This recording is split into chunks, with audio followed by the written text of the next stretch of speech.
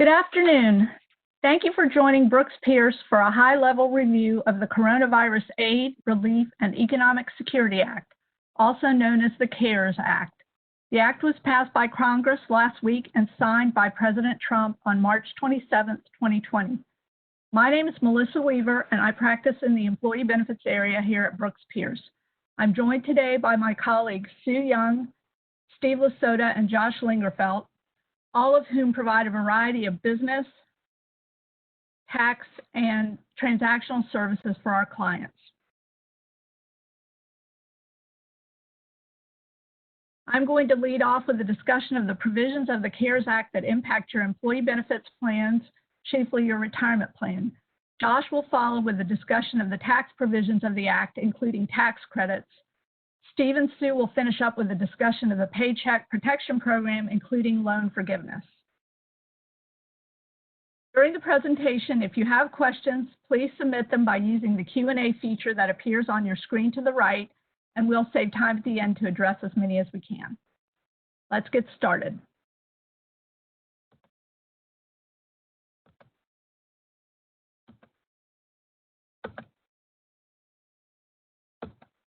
There we go.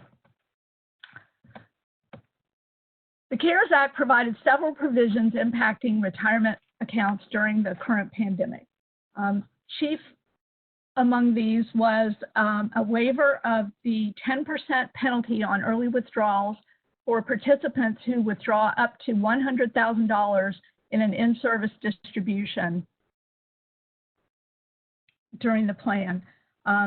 In addition, these provisions would be, in addition, these withdrawals would not be taxed for up to 3 years.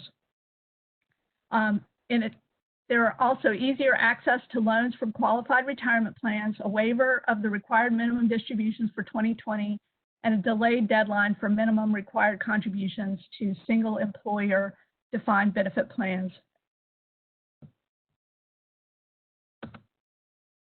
Other provisions of the CARE Act provide for access to medical flexible spending accounts, health savings accounts, and Archer medical savings accounts with respect to over-the-counter medications, an extended deadline for making contributions to IRAs and health savings accounts for 2019, and access to telehealth programs under a high-deductible health plan without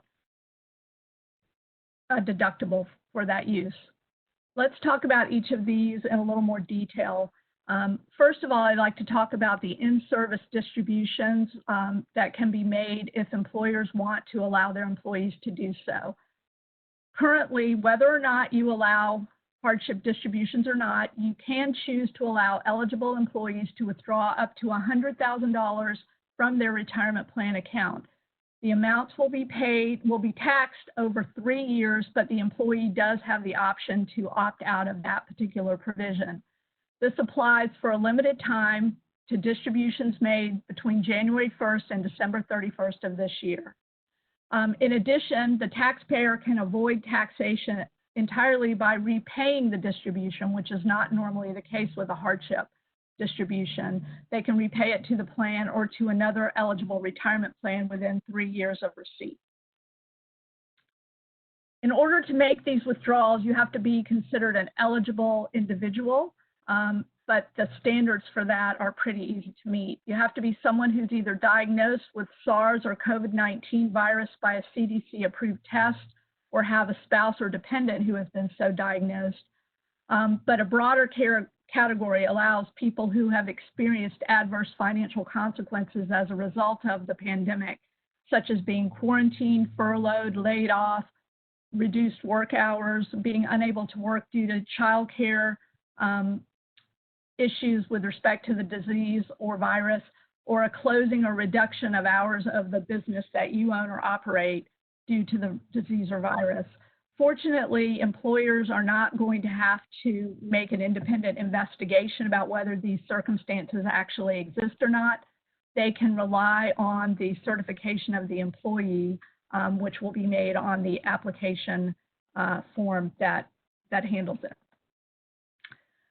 In addition to the expanded coronavirus distributions, the CARES Act also expanded the availability of loans from qualified retirement plans. Again, if permitted by the plan, the maximum loan to a qualified individual from the plan has been temporarily increased to $100,000. The old limit, as you're probably aware, was $50,000, or if less, 50% of the account balance. Those limitations are not being used for a limited period, 180 days following enactment of the bill, which by my calculation means loans taken on or before September 23rd of this year. Again, this is something that employers may permit. You're not required to do it, but the Act does allow for an automatic one-year extension of any plan loan that would otherwise be due this year between March 27th and December 31st, and that is automatic with a corresponding adjustment of payment schedules. Again, for this purpose, a qualified individual is the same definition as a qualified individual for purposes of the actual distributions. People can get this expanded loan amount if they attest to the circumstances as we've already discussed, and that will be as part of the loan application process and not something that employers will have to individually verify. As I mentioned earlier, you can add these provisions to your plan whether you have loan or hardship provisions in there now or not, and you don't have to make amendments until the plan until the end of the end of 2022 for calendar year plans. The only caveat is that when you do make the amendments, they have to be retroactive back to the current time when you put these plan provisions into effect, and you have to operate your plan in accordance with these provisions throughout the whole time between the effective date and the actual amendment date. Employers should work with their attorneys and their record keepers to determine which of these provisions they want to adopt and make sure the plans are timely amended and properly operated prior to amendment, and to make sure that participants are notified of these changes in accordance with ERISA requirements. One thing that I have heard is that some of the national plan record keepers, including Fidelity, Empower, and others, have already reached out to their clients and given them relatively short timelines, in some cases only a couple of days, to opt out of these provisions. So the default seems to be that the plan providers are putting these provisions into the plan, and if you don't want them, you have to let them know. I don't think there's any reason why, if you say no now, that you can't implement them later. It may just take a little bit longer for the record keepers to implement them with respect to your plan.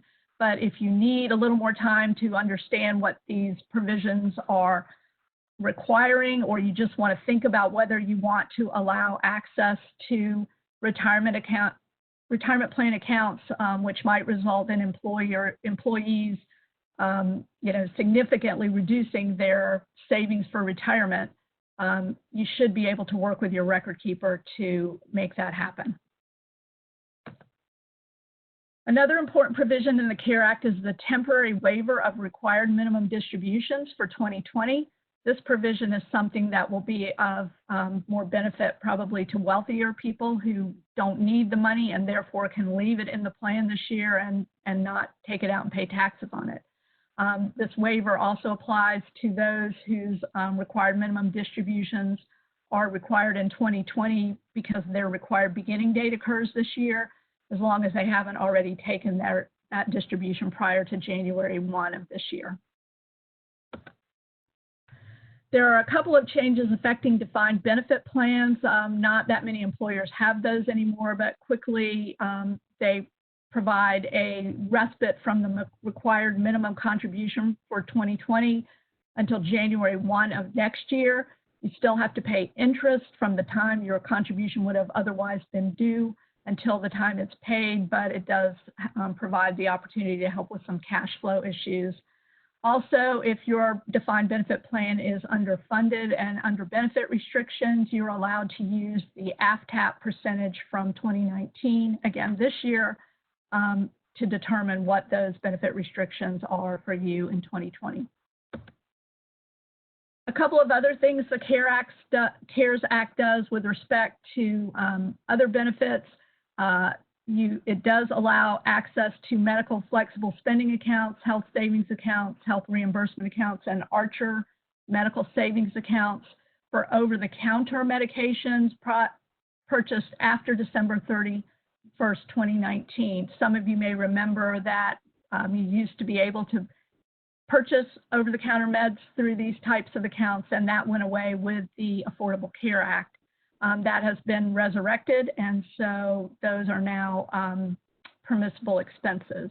In addition, there is a delayed deadline for making 2019 contributions to IRAs and health savings accounts. So if you want to make contributions for last year, you have until the time for filing this year's tax return, which has been extended until July 15th, 2020. I'm going to skip this slide because I think Josh is going to talk about this, but briefly, employers do have the ability to make payments of principal and interest on student loans on a tax-favored basis, provided some provisions are met. Josh will talk about that. And then finally, I also wanted to make you aware of several other considerations in the employee benefits realm that are raised in the unusual circumstances that we currently find ourselves.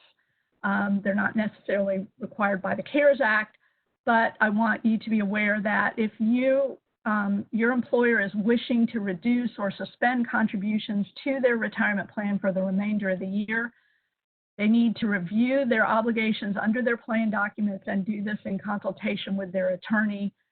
Plan amendments will be required, and there may be certain circumstances under which you can't make the reduction, or you can only do so prospectively. If you have a safe harbor 401k plan, you'll face additional requirements, including notice to employees and possible non-discrimination testing for 2020, which of course you would not have to do if you had maintained your safe harbor status. Next, employers who are conducting or have conducted layoffs should consider the impact on their qualified retirement plan, including the possibility that a partial termination of the plan has occurred. I encourage you to work with your attorney to determine if that is in fact the case, because that does have ramifications, including a required 100% vesting of participant accounts to the extent they were not already vested. And then finally, I wanted to encourage everyone to work with your brokers and carriers to determine when your health and welfare benefits, such as life and disability benefits in your health plan, will end for furloughed or laid off employees, and when COBRA or state continuation coverage rules will apply. I understand that a number of carriers have elected to look the other way for at least some period of time with respect to employees who are not otherwise meeting the required number of hours, say 30 hours for coverage under these plans. The carriers are saying that as long as the premiums are being paid, it's okay and these people can continue to be covered. But at some point that may change, and when it does, COBRA or state continuation coverage will need to be offered with respect to health benefits, and there may be individual conversion rights with respect to, for example, life insurance. So just be aware of that, and and work with your carrier and your insurance broker and your attorney on that. And with that, I'm going to turn it over to Josh, who's going to talk about some of the tax effects that have to do with the CARES Act. Josh? Thanks, Melissa. So I'm going to be focusing on the tax credits, and we'll briefly also discuss some of the other tax changes. Probably the biggest one is the employee retention credit. And this is the credit that's available, but only if you do not receive a payroll protection loan that's going to be described later on in this presentation. These credits are available for employers with the idea to try to keep employees on payroll. Businesses can receive up to a $5,000 refundable credit per employee, which is credited against their share of the employer's share of Social Security payroll taxes. The credit is refundable if there is insufficient payroll taxes to credit against. And actually, since I finalized these slides, Treasury has come out with more details, including a form to file. The new guidance states that you can go ahead and prospectively apply these credits as they're before you pay your payroll taxes. You can calculate them rather than having to wait for the quarter end return. And if you calculate that you actually have a refund, there's a new form to file to claim your refund. And the IRS will hopefully be kicking out refunds as fast as possible to keep cash flow moving quickly. The credit is 50% of wages paid. So when planning between this credit and the potential for a payroll loan, that's certainly something to compare, where you might have the potential for full forgiveness under a payroll protection loan. Here, the credit's only going to be 50% of wages paid. And as you'll know, because wages, it's $5,000 maximum credit, it means you're going to cap out at $10,000 in wages paid. And wages are calculated as they are for Social Security purposes, so you're generally going to see benefits included. You also can get a slight benefit beyond that, in that if you have to pay certain group health plans that were normally excluded from an employee side, that can be added in the calculation as well. This includes wages paid from March 13th of last month through December of this year, through the end of the year. Now, to actually qualify for the credit, you have to meet certain requirements. The first one's probably the easiest one, which is that you need to be in a trade or business in this year. So this is to sort of avoid any kind of attempt to resurrect a business or try to manipulate the credit. But the additional requirement is that you either have to have been fully or partially suspended during the calendar quarter in which you're claiming the benefit from an appropriate governmental authority, or you have to have a significant diminishment in your gross receipts. That's 50% less in the calendar quarter than you were at the prior year. And once you can claim the 50%, you're allowed to continue claiming it until you will have a calendar quarter in which gross receipts are 80% or more of the quarter from the prior year. So this is going to be a very careful calculation that people are going to need to be able to make, and it's going to be, I think, somewhat tricky unless you're very clear you're under the threshold, because you want to, if you're using the calendar gross receipts, you may not know for sure if you're going to actually qualify towards the end of the quarter. There's additional restrictions on businesses with more than 100 employees. So businesses with more than 100 employees will not be able to make credit claims for wages that were paid at a higher rate than they were prior to the qualifying period. So if you're having to increase the pay of certain employees because of hazard pay or just additional retention, you may not be able to claim that credit. And then you're also only going to be able to claim credits for employees not working. This is not the case for businesses with less than 100 employees, but this essentially turns the credit into a credit that you're paying only to retain people, even though that they are unable to work or telework. In terms of making this determination if you have more than 100 employees or not, there are certain aggregation rules if you have certain kinds of businesses where you have separate corporate structures. And so if you're in such a situation and you're thinking about these credits, you're really going to want to make sure you're consulting with your tax professional to make sure you're doing your head count right.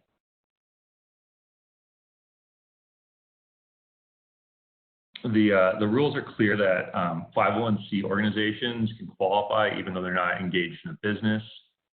Instead, we look to see if they were in operation this year and if their operations, whether were fully or partially suspended due to a governmental order. And then there are some technical rules in place to avoid double claiming credits. For instance, you can't claim this credit if you're also claiming a credit due to the paid family sick leave that was just added, or the expanded FMLA, where someone is staying home to take care of their children due to a school shutdown or other COVID-19 related issue. And finally, we don't have the rules yet, but Treasury will come out with rules at some point that will have a clawback if you receive the credit and then later receive a payroll protection loan. So that's just another thing to keep in consideration when you're deciding between which program to use. And once we see those rules, hopefully those clawback rules will just be a straight clawback with no kind of penalty mechanism, but we don't know yet. I would think that based on everything else we've seen on the COVID-19 legislation, but again, we haven't seen those rules yet. The other big benefit that's available for employers is a deferral of employer-side payroll taxes. So this is not available to those businesses who receive a payroll protection loan, and that loan has been forgiven in whole or in part. So the employer, this applies against the employer-side share of Social Security payroll taxes, which are ordinarily due either monthly or semi-weekly. Self-employment taxes for small self-employed people are also similarly delayed. And the deferral operates such that half of the tax is going to be due December 31st, 2021, and the remaining half is going to be due December 31st, 2022. It's not clear yet how exactly this is going to operate with the payroll credit I just previously described. It's clear that, if you're in the regime where you can receive this deferral, you'd also be able to receive the payroll credit if you meet the qualifications because you have a reduced business or you've been fully or partially shut down. But it's unclear if that means that you fully apply the credit against what you would have due, or if you're allowed to defer and receive the credit first. Hopefully, guidance will come out this week. Treasury has been working pretty quickly to get guidance out. Like I said, there's already new guidance that was included in the previous slide. And the way this functions for most people is that you're really going to have to talk to your payroll tax administrator because they're not going to know whether or not you're going to be eligible for deferral. And so you're going to need to talk to them about whether or not you're going to be able to take advantage of it in order to make sure that that the payroll taxes are paid appropriately.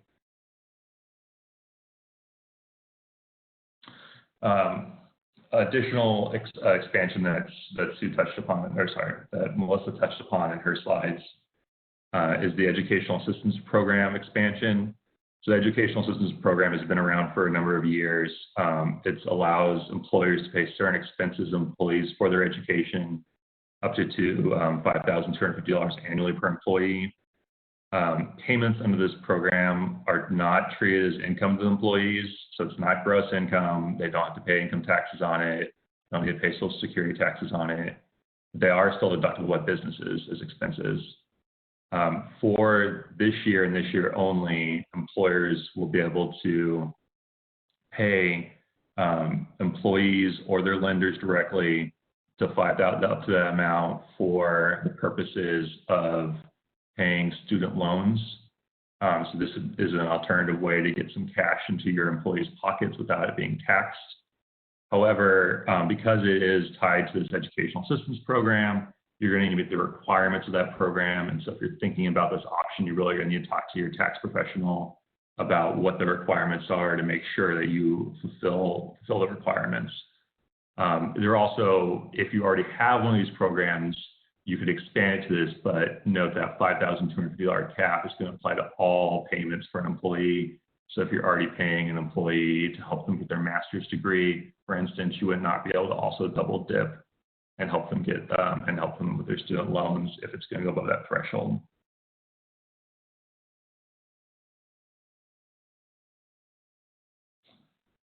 The other big sort of headline item I think that everyone's been seeing in the news is the individual tax credit. So this is a benefit for every taxpayer if they qualify because there's a phase out, and it's $1,200 for individuals, $2,400 for joint filers, and then there's additional $500 per child.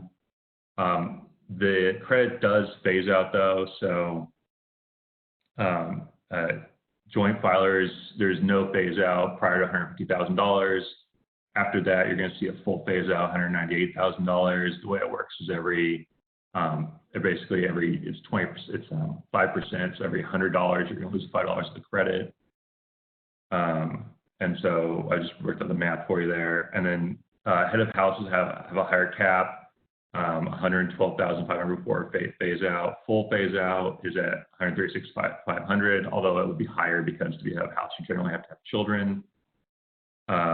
Single filers, 75,000, and then full phase out, 99,000. The way it's going to work is if you've already filed a 2019 tax return, they're going to figure out the credit based on the tax return and refund it. If you haven't filed a 2019 tax return, they're going to do it based on your 2018 tax return. And if you have filed neither of those, but you do receive Social Security benefits, they're going to do it based on your Social Security benefit statement. That does mean that certain people will need to go ahead and file a tax return if they're going to try to claim this credit or receive this credit.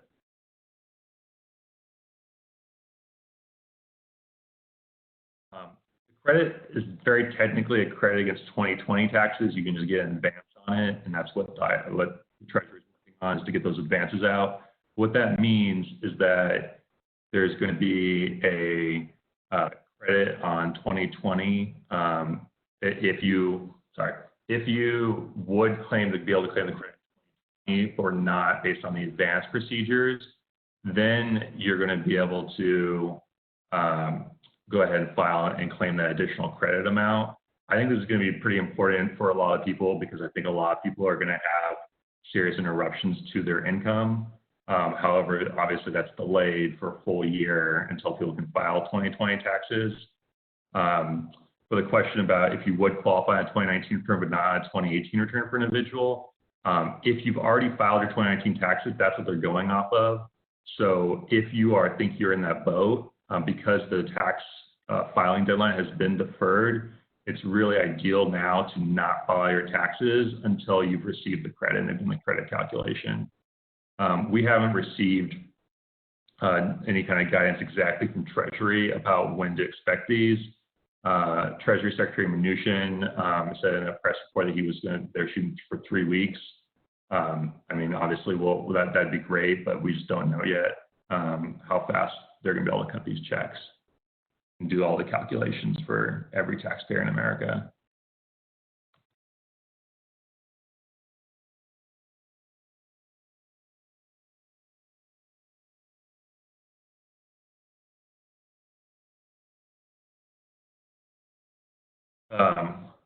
You have filed 2019 tax, usually pay upon filing. We want to get checks.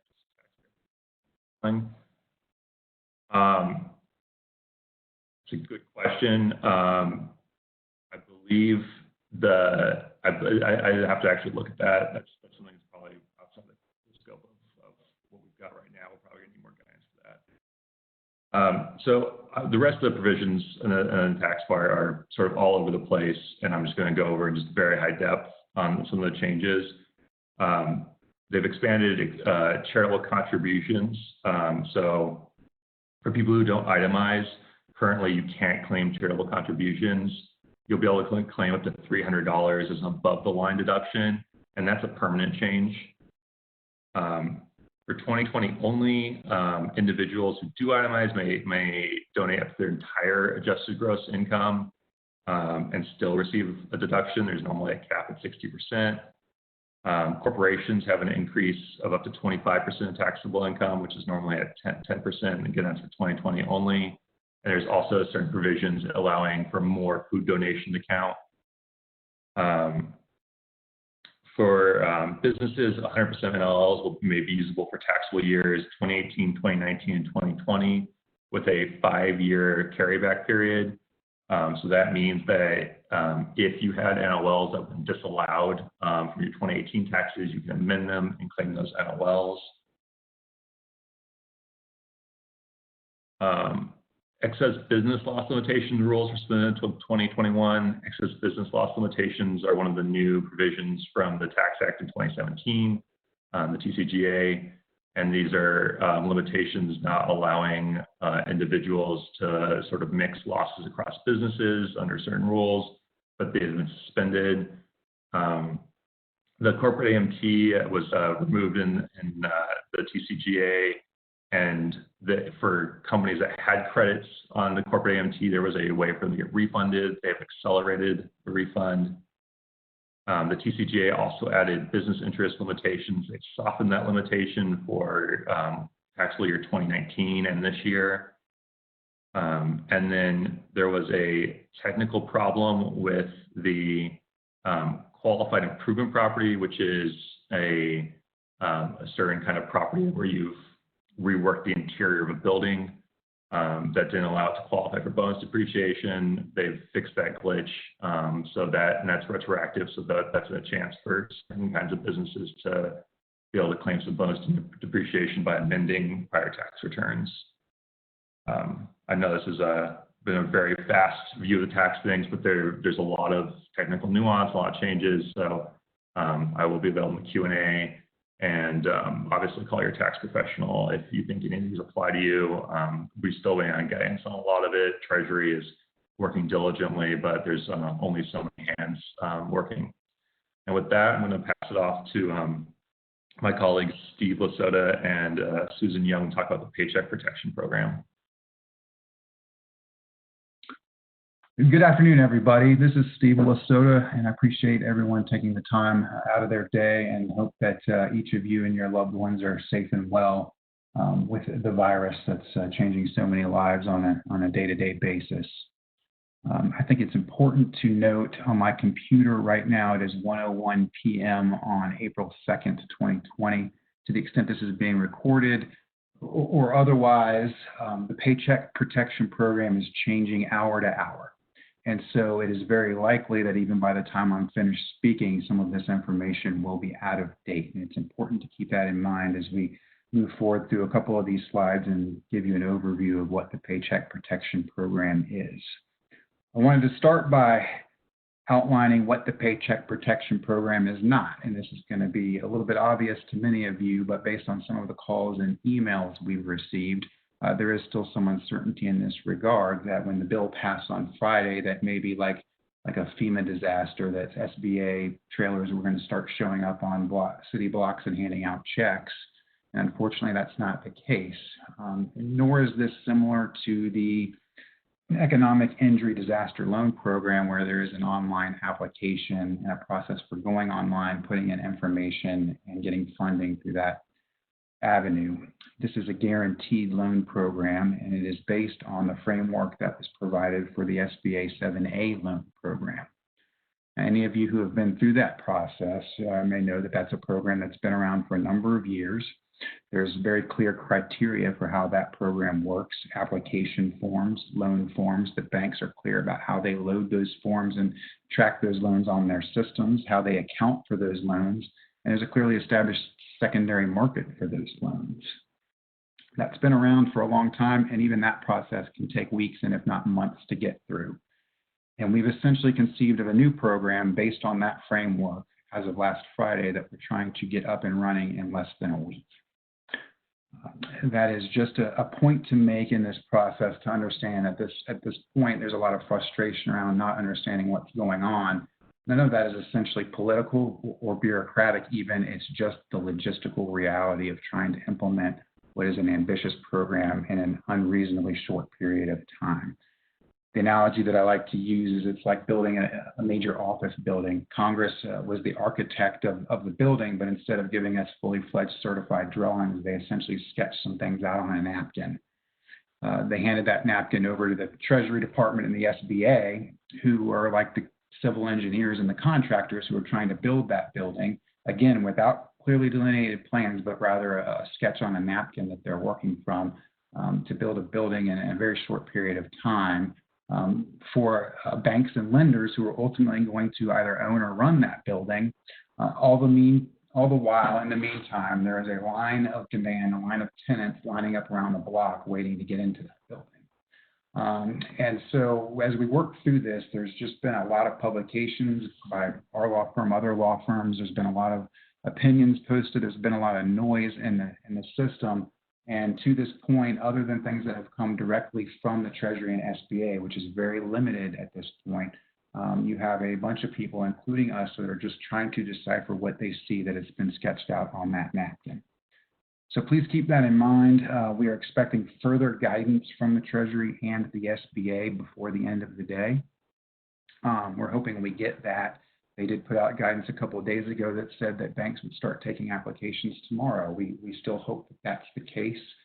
That seems pretty ambitious based on what we know as of right now at 1:05 p.m., but it is possible.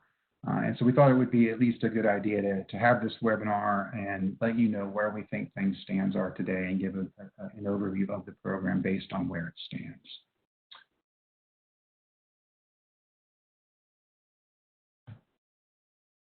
The four areas that we're going to focus on in giving you the overview of the program are generally the eligibility of the program, the amounts that are available under the program, the uses for which those funds may be put, and then the eligibility for forgiveness of the loans under the program.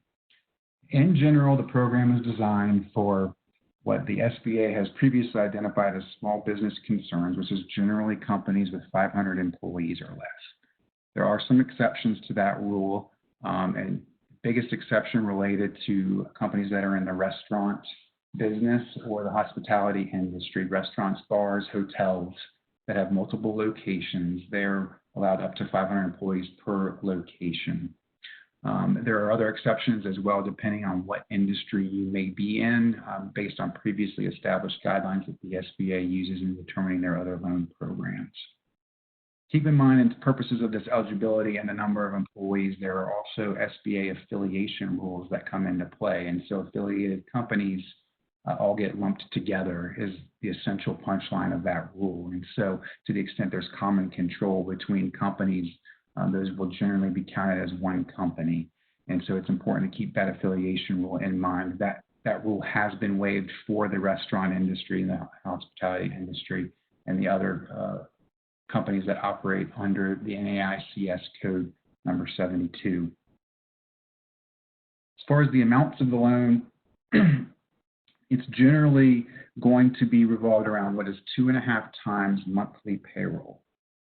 Those calculations are based on some factors that, again, were put into the napkin, but may vary based on the guidance that comes from the SBA and Treasury. I'm going to let my colleague Sue Young speak a little bit more in detail to the extent that she feels comfortable doing so as far as the amounts that are available under the currently proposed loan package. Thanks, Steve. One thing we'll just, to go back on the affiliation piece, we're getting emails in all the time that there are trade associations who are expressing some concern about the affiliation rules and how broadly they are construed, and they're requesting that Treasury issue guidance to maybe scale those back, because the Treasury, the affiliation rules could exclude several businesses who otherwise, need the funds, and so stay tuned for that. The only other thing I'll say with respect to eligibility is that you will be required to give a certification when you apply for the program that the uncertainty of the current economic conditions makes necessary the loan request to support the ongoing operations, and then acknowledging that your funds will be used to retain workers. We don't know if there will be any additional guidance on that certification. I know some folks have expressed concerns about, what does it mean to make necessary, and we just don't know right now.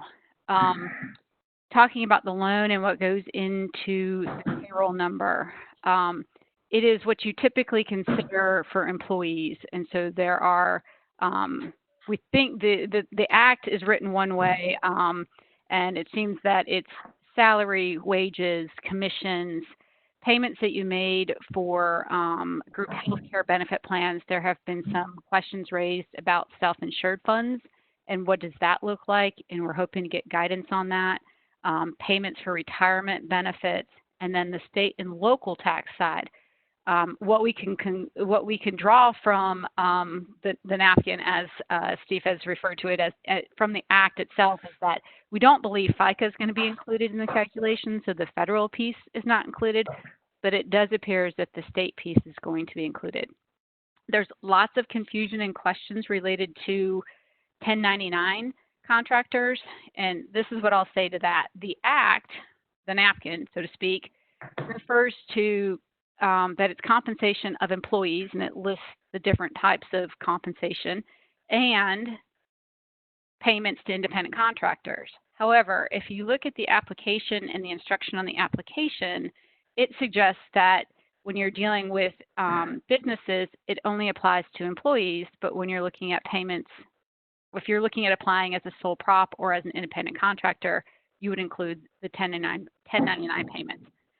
So there's confusion there. We really don't know what the answer is. We're hoping to get additional guidance. I think there can be some inconsistencies if a business is taking a 1099 miscellaneous payment and then that same independent contractor is also applying for a loan because they have the ability to apply for a loan. There could be a double dip, and we don't know if that is just a shortfall in the act or if we will get additional guidance that kind of shores that up.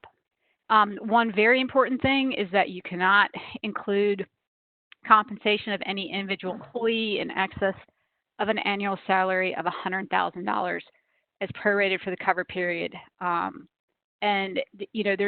There's lots of questions here. Well, do I include only up to $100,000? Do I not include that employee at all? Again, absent guidance, our kind of review of the act suggests that it's just the amount that's in excess that needs to be excluded, and so you can include up to $8,333.33 for those high-earning individuals. Hopefully, we'll get additional guidance.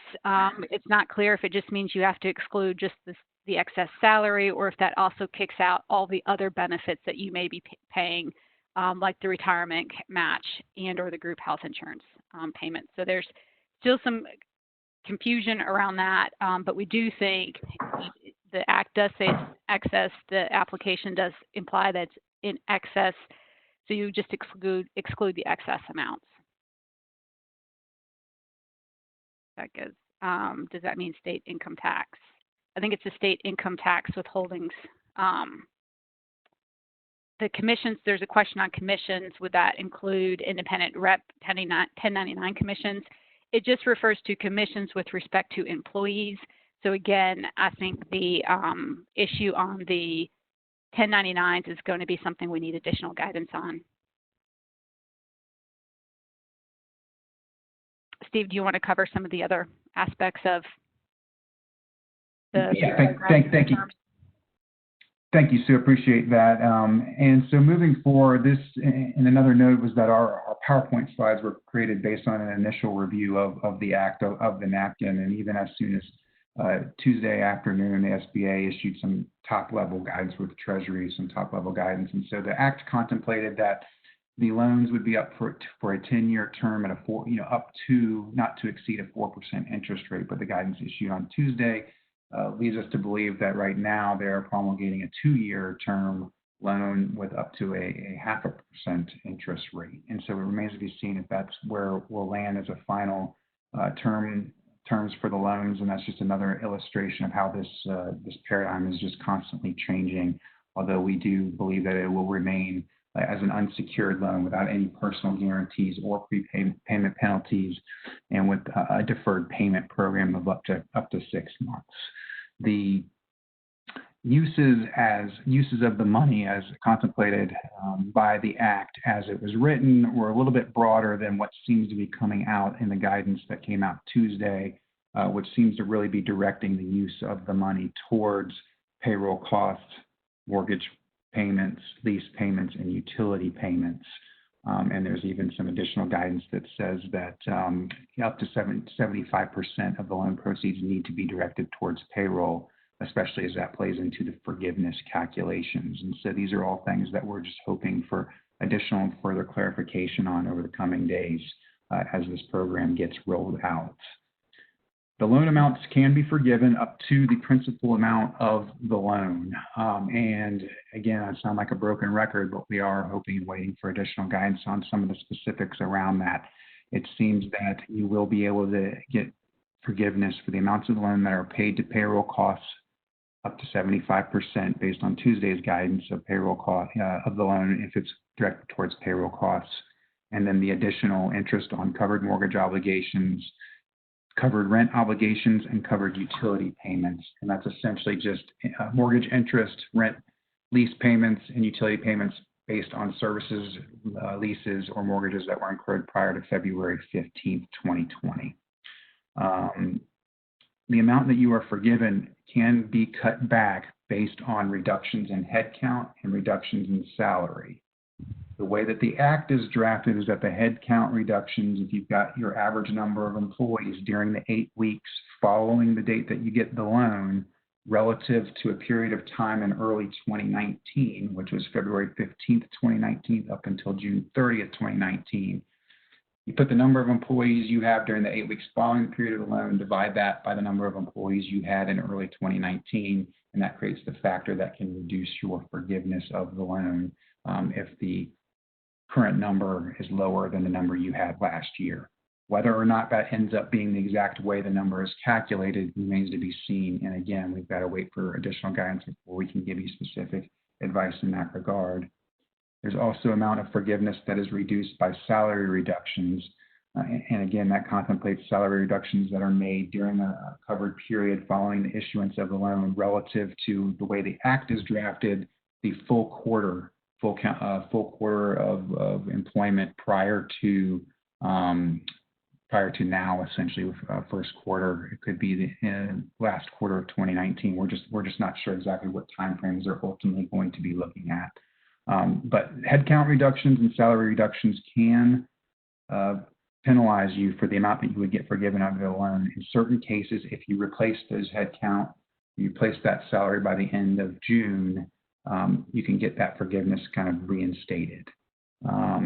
There is the possibility, and here's a warning, that this program gets rolled out and banks start taking application, and you'll be invited to submit applications for the program before we really know exactly how the forgiveness calculations are going to be made. So we just issue caution there. And if you're counting on the entire loan being forgiven, you may want to be sure that you're clear exactly as to the guidelines for that forgiveness. We can help you with what the Act says, but again, that's a napkin that seems to be changing moment by moment. So I know that isn't exactly comforting feedback, but that's where we stand today. And so we just urge caution, we urge patience. I know that's tough in a time when you're having to make real-time decisions that impact your employees' lives and as to what to do and whether to keep them or let them go and how to survive. And so a few action items that I had as takeaways from this is just stay tuned. This keeps changing, and we will know more by the end of today, likely. And if not today, we'll likely know more tomorrow. And we certainly will know a lot more by this time next week than we know right now. Talk to your bank. We think the greatest avenues for progress in this regard are conversations you have with your current lenders. It's going to be the current SBA lenders, SBA approved lenders, that are going to be the first ones able to roll this out. And to the extent you have a relationship with a lender that is an SBA lender, it's not bad to initiate that conversation now that you're interested in the program or may want to submit an application as soon as possible. But look at other programs. There's so much uncertainty as we sit right now. If you put all of your eggs in this basket, we just hope that it won't ultimately be disappointing. And so we urge that you look at the Economic Injury Disaster Loan Program and the online application related to that. There's other public and private partnerships that are springing up every day. I know in the state of North Carolina, there's a couple that have already been announced that are offering small loans to small businesses to help you get through these times. Certainly talk to your current lenders about deferrals that might be available under any existing loans that you have. Almost every lender that we've talked to here at the firm has worked on a deferral program or is working on a deferral program, and they would much rather hear from you now and then later from now when it becomes tougher to do that. So there's certainly loan deferrals that might be available to you. Other point is just be careful what you hear. Again, there's been a lot of misinformation floating around, or a lot of different viewpoints as to what's on that napkin. And so unless it's directly from the SBA or Treasury or from your bank that's issuing the loans, just be careful about the information that's out there. And then finally, you're not alone. We're right there with you trying to figure all this out as it goes and be a resource during these troubling times. So Sue, I'll ask you if you have anything else to add. Yeah, I'll just add a few things and maybe address some of these questions that are coming up. You know, documentation, you're going to have to produce documentation on the loan forgiveness side. That's pretty clear in the Act. There'll be no forgiveness without documentation. What that documentation is, there's some examples in the Act about payroll filings, unemployment insurance filings, and the like, but we don't know exactly what that all looks like or what that application will look like. There was a question about what if I take the loan now and I use it and then I subsequently have to furlough or lay people off? I don't see anything in the Act that says, you know, after this 8-week period that you have to keep people on payroll. You know, there's nothing to suggest that that has to happen. We understand that, you know, people are taking this loan to get the money to be able to pay people. And then if the money runs out, you know, you're going to have to let your people go. And, you know, Congress has not addressed that in the Act. SBA has not suggested there be limits on that, but we just don't know. It's possible the program gets extended. There's a whole myriad of things that could possibly happen in that time frame. But right now, there's nothing in the napkin that suggests that that would be an issue. There was a question about the SBA 7A 10,000 grant. It's actually the EIDL grant. It's under a 7B2. If you apply for an EIDL loan, that's an economic injury disaster loan. If you make an application for that, after submitting your application, you can request an advance of up to $10,000, and that does not have to be repaid if you aren't subsequently approved for that grant. However, if you do get it and then you get the Paycheck Protection Program, there is language in the napkin that suggests that that $10,000 is going to be applied against the loan forgiveness amount. It's not entirely clear how these two programs are going to work together, and hopefully we'll get additional guidance on that. One question is, are the employer contributions to employee HSA accounts considered an eligible expense? The only thing the Act says currently is that it is payments for the provisions of group health care benefits, including insurance premiums. So we don't know if additional contributions will go into that. When does the interest begin accruing? We don't know that for sure. I believe it starts to accrue on the date of the loan. There is a loan deferment, a complete deferment, according to the napkin, of all principal interest for no longer than 6 months and up to a year. Some guidance is suggesting it's going to be 6 months. But again, the Act says that the maximum amount of loan forgiveness is the principal. And so query as to whether or not companies are going to have to carry the interest charge, or if that piece is going to be forgiven as well. What if your business was established January 1, 2020? The two eligibility requirements that we have so far that we know of is that you're in business on February 15, 2020, and that you paid employees. And then you have the requisite number of employees. Your calculation for the amount of the loan is going to be different if you weren't in existence in 2019. So again, hopefully we'll get some guidance on that. I think we are over time, but wanted to get to at least some of those questions, and, you know, feel free to certainly, you know, call us, email us if you have questions, talk to your advisors. Steve, Melissa, or Josh, do you have anything else to add? Nothing more from me. Thank you, Sue. I'd like to thank everybody for joining us today. Yeah, likewise. Thank you all for spending some time with us going through this very complicated, a new big bill. Yeah, we understand that questions will continue to come up, and as has been noted, this is changing literally by the hour. So, you know, we'll do our best to keep you up to speed, and we encourage you to contact us or your regular attorney if you have additional questions. Thanks, and everybody stay safe. Thank you.